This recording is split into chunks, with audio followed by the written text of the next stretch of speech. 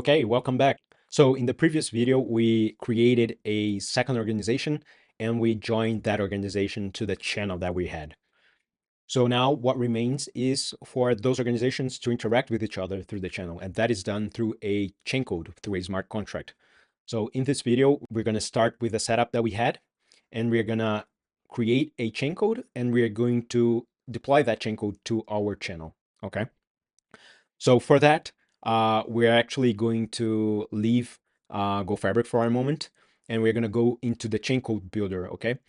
So GoFabric provides the chain code builder, so you can actually manage the chain codes that you have, not only uploading the source code, but actually building chain codes from scratch. So what we're going to do is we're going to build it right here in the platform. And for that, we're going to click here on build, and we're going to have some sections here. So templates are going to be the assets that we're going to create. So those assets are the actual information that is going to be mapped to the blockchain so that we can register those. Okay. And since we're talking about a sales group, we're going to create a template with assets that are related to sales. Okay. So we're going to create a template here. So I'm going to call this sales, and it's going to be a 1.0 version, and this is going to be the sales assets for demo, for example. I'm going to click on next, and then we're going to start mapping our assets. So mapping our assets means that we are basically defining the assets and the properties, okay? And if you're familiar with relational databases, it's just like creating a table and creating the columns, okay? So here we're going to create our first asset, okay? So if you're selling something, you're selling a product, and that product is going to have to be mapped somehow, okay? So we're just going to give it a name. So let's call this, for example, product type, and let's give it a tag as well, okay? So product type, type of product being sold. And let's say that this product is being identified by a particular code. So I'm just going to give it a property called ID. And this is going to be the key for our product. And this is going to be required as well. And we're going to choose the data type here. Okay. So let's say that this is a string type. And this product probably has a name as well. So we're just going to give it a name. And we're not going to put this as a key because, you know, some products can actually have different, they can be different and can have the same name, but this is going to be required.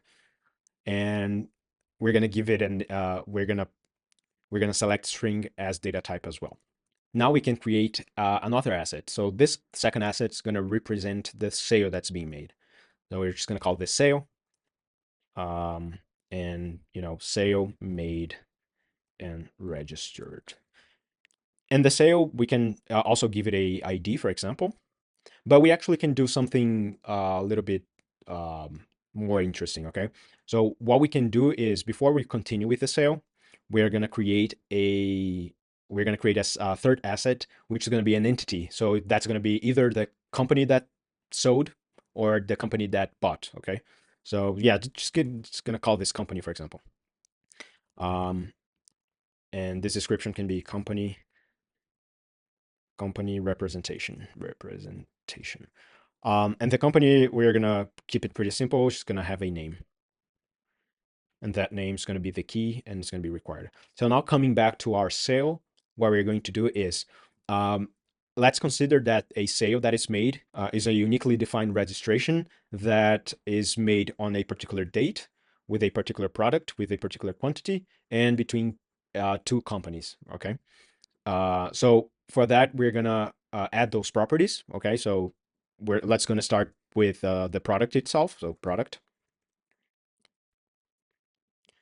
and the product is gonna be actually related to the product type as okay. So we're gonna select product type here. Okay, so this is one interesting thing that we can do. We can actually create relations between them.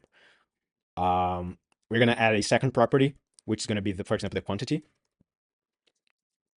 of that particular product. It's gonna be a number. We're going to add a third one, which is going to be a date when it was sold. That's going to be date time. And finally, we're going to add which one is the seller and which one is the buyer. So it's seller. And this is going to be referencing a company, and buyer buyer. And this is also being referencing a company. And as I said, we're going to make it so that all those properties are going to uniquely define um, this particular sale. Okay. So everything's going to be a key, and by consequence, everything's going to be required. So we're going to create this template. Great. So we now have our template here. We can see it. We can see it here. Okay. And now what we need to do is to build the source code for that chain code. So we're going to go into build chain code. We're going to give it a name. It's going to be, for example, sales CC, which stands for chain code. We're going to select the sales template, and we're going to choose a base chain code. So the base chain code is going to have the set of transactions that are going to be used for registering this information. In this particular case, GoShare will have create, read, update, and delete transactions. So we're going to select build chain code, and now our chain code is ready for use. So now that we have our chain code built, we are ready to deploy it to our network, and that's what we're going to do in the next video.